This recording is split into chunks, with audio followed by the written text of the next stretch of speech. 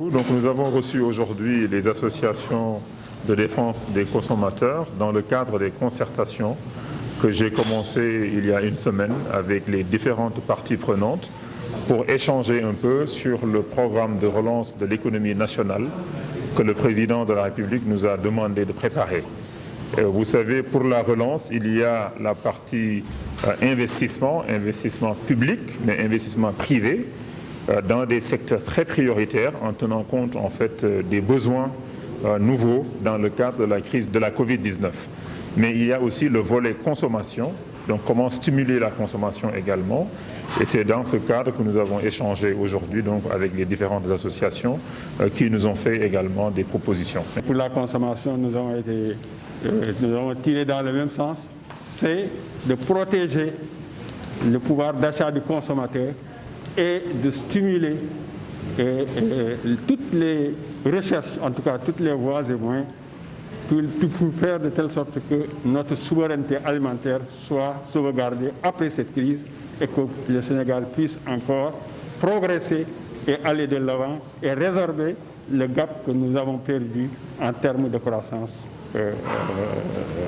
à partir de la Covid-19. Nous avons rencontré les organisations de la société civile pour échanger un peu sur le programme de relance de l'économie nationale. À la suite du programme de résilience économique et sociale qui a été mis en place par le gouvernement pour appuyer les ménages, les entreprises, toute l'économie, là, il est important de passer à la relance et en identifiant les différents secteurs prioritaires. Et c'était important d'échanger avec le secteur privé, avec les différents ministères sectoriels, les organisations syndicales, les organisations de consommateurs. Et là, nous avons rencontré la société civile. Nous avons recueilli beaucoup de recommandations et de suggestions venant de leur part. Nous avons échangé sur les priorités et c'était important pour nous de le faire.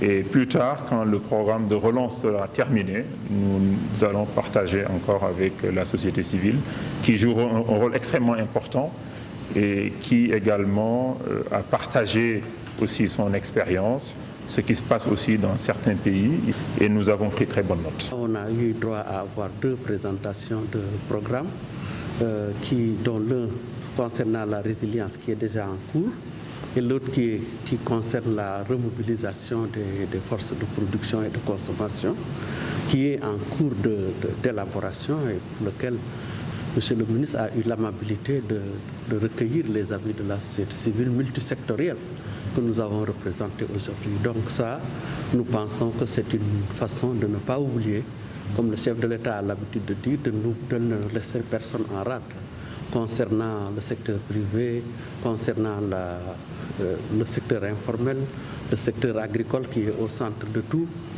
les femmes pour les inégalités sociales. La résilience est le premier programme qu'ils ont lancé.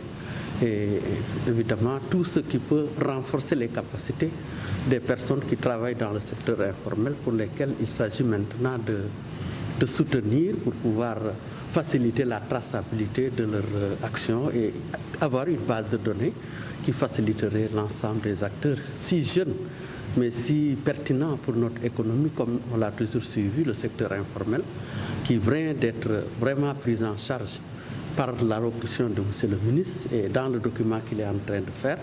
Je ne peux pas dire que c'est une première, mais c'est extrêmement important comme leçon tirée de la Covid-19 qui va être une innovation dans la prise en compte des acteurs de notre économie.